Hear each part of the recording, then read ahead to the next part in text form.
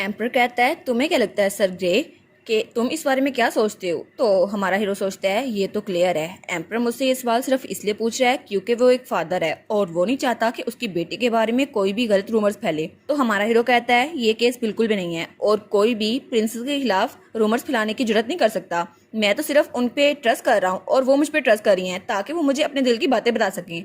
तो एम्पर कहता है सच में? तो वो कहता है जी बिल्कुल, आपको जिस बात का डर है वो कभी भी नहीं होगा और मैं अपनी हद से बाहर नहीं निकलूंगा। तो एम्पर कहता है ऑल राइट, अगर तुम ये कह रहे हो तो मैं तुम पे यकीन रखता हूँ, तुम अब जा सकते हो। तो हमारा कैलो कहता है जी मैं समझ गया और उसके बाद वो वहां से बाहर निकल आया था। और वो सोचता है एम्पर का क्वेश्चन वो तो सिर्फ एक वार्निंग थी और शायद इसकी वजह से मुझे रियलाइजेशन हो चुकी है कि मैं तो सिर्फ एक नाइट हूँ, उसके अलावा कुछ भी नहीं। और वो सोचता है मैं तो रियलिटी से दूर रह रहा था, मुझे लगा था कि प्रिंसेस मेरे साथ खुश है तो शायद मैं उनके लिए रोमांटिक फीलिंग्स रखने लग गया हूँ, लेकिन अगर प्रिंसेस वो भी मुझे चाहती हुई फिर भी वो पूरे एम्पायर की सबसे नॉर्मल लड़की है और वो एम्पर की मोस्ट चेरिश ट्रेजर है और वो उसको ऐसे नहीं छोड़ सकते। और चाहे कुछ भी हो जाए उनकी रेपुटेशन इस बात की इजाजत नहीं देंगी कि वो मेरे साथ आए, वो कभी भी मेरे साथ नहीं हो सकती और कभी भी वो अपने फ्यूचर को मेरे साथ रह के बर्बाद नहीं कर सकती। मुझे ये बात समझ लेनी चाहिए कि उनकी काइंडनेस वो सिर्फ काइंडनेस थी, उसके अलावा कुछ भी नहीं।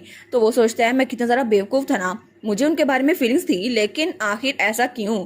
और तब हमें अगले दिन का सीन दिखा रहता है जब वो दोबारा से प्रिंस के महल में जा रहा था। तो वो सोचता है हर रोज़ प्रिंसेस मुझे बुलाती हैं लेकिन मुझे अभी तक इसकी याद नहीं हो पाई क्योंकि कल एम्पर ने मुझे खुद बुलाया था और उन्होंने तो मुझे वार्निंग दी थी। तो तभी बटलर कहता है मुझे माफ़ कीजिएगा लॉर्ड ग्रे, लेकिन ऐसा लगता है कि प्रिंसेस के पास एक और गेस्ट है तो मैं आपको रिसेप्शन रूम तक ले जाता हूँ। वो कहता है एक और गेस्ट, और वहाँ पर रिमर स्पेंसर खड़ा था। वो सोचता है चलो अच्छी बात है, अब मुझे अपना दिमाग ठंडा करने का मौका मिल जाएगा। तो काइलो कहता है ठीक है मैं कल वापस आ जाऊंगा। तो बटलर कहता है ऐसा लगता है लॉर्ड स्पेंसर आए हैं। तो काइलो कहता है क्या स्पेंसर, लेकिन वो यहाँ पर क्या कर रहा है। तो उससे तो बड़ा गुस्सा आ रहा था। वो सोचता है आखिर वो मुझे एक बग की तरह ट्रीट करता है और अब प्रिंसेस उसको भूल गई है तो वो वापस से उसके पास जाना चाहता है, वो ऐसा कैसे कर सकता है। तो तब वहीं पे रेमंड खड़ा हुआ था। वो कहता है मुझे प्रिंस से बहुत इंपॉर्टेंट बात करनी है तो मुझे अभी उनसे बात करनी होगी। और तभी वहां पर बटलर आता है, कहता है प्रिंसेस आपसे मिलने के लिए कोई आया है। वो कहती है क्या, कौन आया है। तो तब बटलर कहता है लॉर्ड स्पेंसर, वो यहाँ पर आए हैं, उन्होंने कहा है आपसे बहुत इंपॉर्टेंट बात करनी है। वो कहती है लेकिन मैंने उसे बताया नहीं था कि मेरी पहले किसी के साथ अपॉइंटमेंट है, तो वो यहाँ पर क्यों आया, उसको भेज दो। तो बटलर कहता है ऐसा लगता है कि वो आपसे लास्ट भी मिलना चाहते हैं। तो वो कहती है क्यों, आखिर अभी क्यों। और तब वो सोचती है मैं तो काइलो के साथ बोट राइडिंग के लिए जाने वाली थी और मैंने तो अपना आउटफिट, हेयर और मेकअप भी पूरा कर लिया था, मैं उसका इंतजार कर रही थी और मेरा इमेज वो तो एडिट हो भी गया था, लेकिन आखिर क्यों इस रेमंड स्पेंसर को यहाँ पर क्यों आना था। लेकिन वो सोचती है शायद अगर मैं उसको इंतजार करवाती रही तो रेमंड और काइलो मिल जाएंगे, फिर तो उनमें लड़ाई होगी ना, तो मुझे उसको बुलाने चाहिए। वो कहते हैं ठीक है उसको अंदर भेज दो। वो सोचती है बस थोड़ी सी बात करूंगी और यहाँ से उसको भेज दूंगी, उसके अलावा मैं कर भी क्या सकती हूँ। तो तभी उसकी मेट भी वहीं पर थी। वो कहती हैं उनको आपसे क्या कहना होगा। तो हमारी हीरोइन कहती है क्या पता नहीं क्या कहना होगा, और वैसे भी वो सिर्फ कटिसी दिखाने के लिए आया होगा।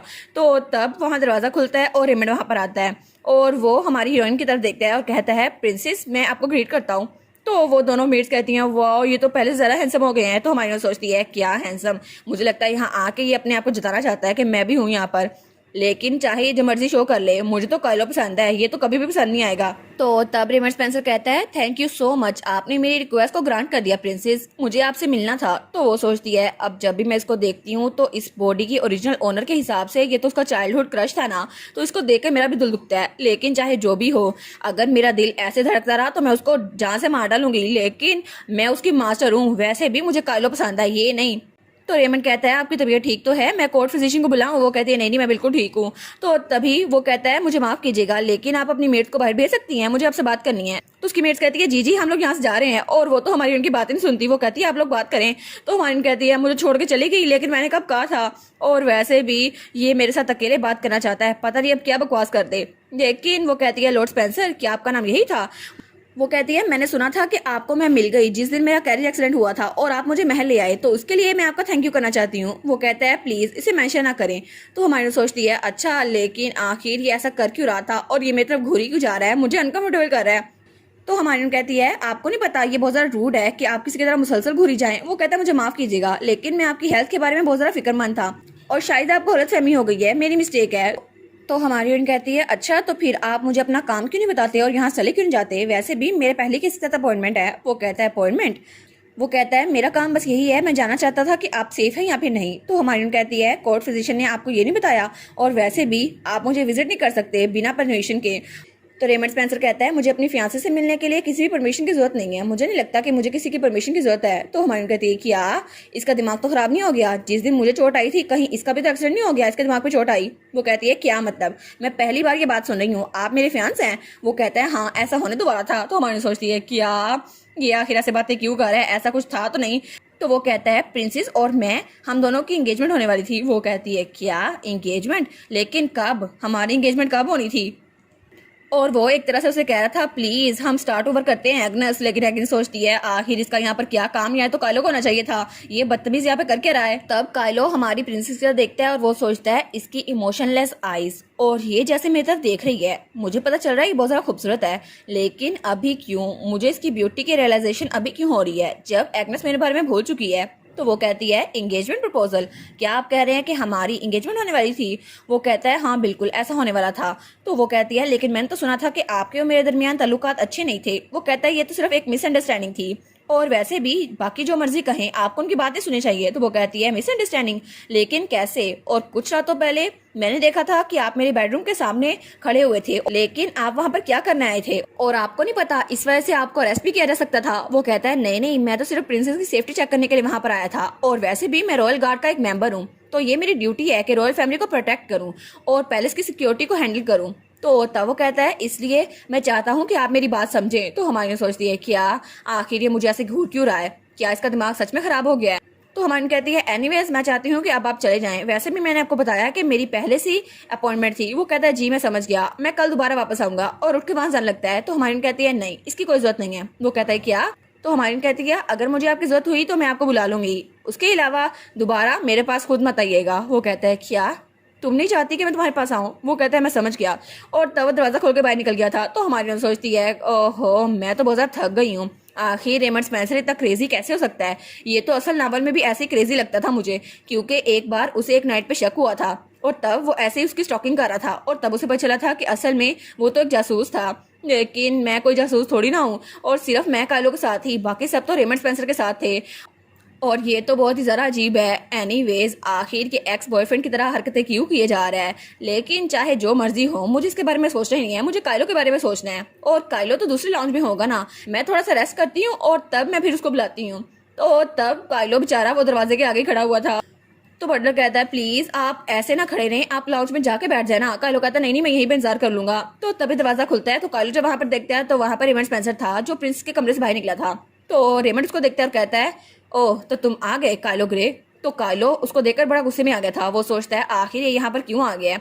तो उसे कहता है इंडीड प्रिंसेस ने मुझे बुलाया है, वो हर रोज मुझे बुलाती हैं, और तुम आखिर प्रिंसेस को क्यों देख रहे हो? वैसे भी तुम तो प्रिंसेस को ऐसे ट्रीट करते थे जैसे वो कोई लीच है, और अब तुम ऐसे रिएक्ट कर रहे हो जैसे तुम्हें प्रिंसेस की बहुत ज़्यादा फिक्र है। तो रेमंड कहता है कायलो ग्रे तुम्हें कोई गलत फहमी हुई होगी, और कभी भी ये मत समझना कि प्रिंसेस तुम्हें सेम रीजन की वजह से बुला रही है जैसे वो मुझे बुलाती थी।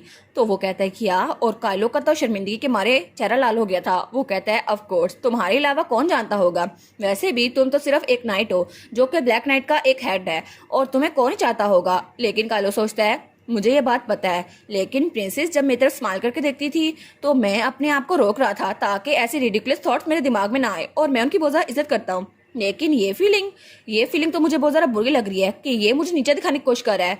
तो वो कहता है तुम्हें भी लगता है कि कोई मिसअंडरस्टैंडिंग है, वैसे भी तुम एक ऐसे इंसान हो जिसको ये बात जाननी होगी, क्योंकि रेमंड स्पेंसर वो तो तुम्हें भूल चुकी है ना, और हर रोज वो सिर्फ मुझे बुलाती हैं तुम्हें नहीं। तो रेमंड कहता है तुम सीरियस हो? तो वो कहता है ऑफ कोर्स मैं सीरियस हूँ, क्या तुम्हें इस बात का डर है कि मैं प्रिंसेस को सेड्यूस ना कर दूं? और कायलो तो बहुत ज्यादा कॉन्फिडेंट होकर से बात कर रहा था, और वो सोचता है मैं नहीं चाहता कि प्रिंसेस दोबारा से एक ऐसे इंसान के पास जाए जिसे उसकी कदर नहीं है। तो रेमंड स्पेंसर कहता है तुम्हें सच में लगता है कि प्रिंसेस के पास तुम्हारे जैसे के लिए कोई फीलिंग्स होंगी? तुम कितने शेमलेस हो। तो बटलर कहता है कि यार ये लोग लड़ी क्यों जा रहे हैं, और बटलर सोचता है अगर इनके अल्फाज कहीं महल में पहुंच गए और प्रिंसेस को पता चल गया या हिज मैजेस्टी को, बहुत ज्यादा गुस्सा होंगे वो। लेकिन हमारी हीरोइन वो दरवाजे के पास ही खड़ी थी। वो सोचती है सच में कायलो मेरे लिए लड़ रहा है, वो सच में उससे ये बात कर रहा है। वो तो बड़ी खुश हो गई थी, उसने सारी की सारी बातें सुन ली थी, और वो सोचती है मैं तो बस ये देखने आई थी कि कायलो पहुंचा या नहीं, लेकिन मैंने ये सीन विटनेस किया, और कायलो वो तो रेमंड स्पेंसर को बातें सुनाई जा रहा है, और ये तो बड़ी अच्छी बात है। शायद कायलो को जो अटेंडर लेके है मुझे उसे कोई चीज देनी चाहिए, एक रिवार्ड के तौर पर कोई छुट्टी ना दे दूं, और वैसे भी उसने कहा मुझे सीड्यूस करने की कोशिश करेगा, और तब वो मुझे अपने 6 पैक्स दिखाएगा, लेकिन वो कहेगा प्रिंसेस करीब से देखे, और मैं कहूंगी हाँ बिल्कुल 100 पॉइंट्स देती हूँ मैं तुम्हें। लेकिन मैं तो ये देखना चाहती हूँ ये सब कुछ कैसे करेगा। तो तभी बटलर को वहां से आवाज आती है। वो कहता है क्या ये आवाज कहाँ से आ रही है, और तभी वहां से दरवाजा खुलता है और हमारी हीरोइन दोनों को नजर आ जाती है। वो लोग कहते हैं क्या प्रिंसेस, और हमारी हीरोइन सोचती है ओ नो मैं पकड़ी गई, मैं तो उनकी बातें सुन रही थी लेकिन उन्होंने मुझे पकड़ लिया।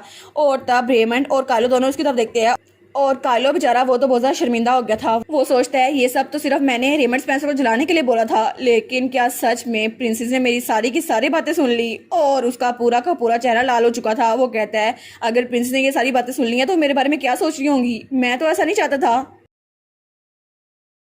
और इसी के साथ ये वाला पार्ट यहीं पर ख़त्म। तो आप लोग बताइएगा आप लोग को ये पार्ट कैसा लगा, और वीडियो को लाइक और चैनल को सब्सक्राइब लाजमी कीजिएगा।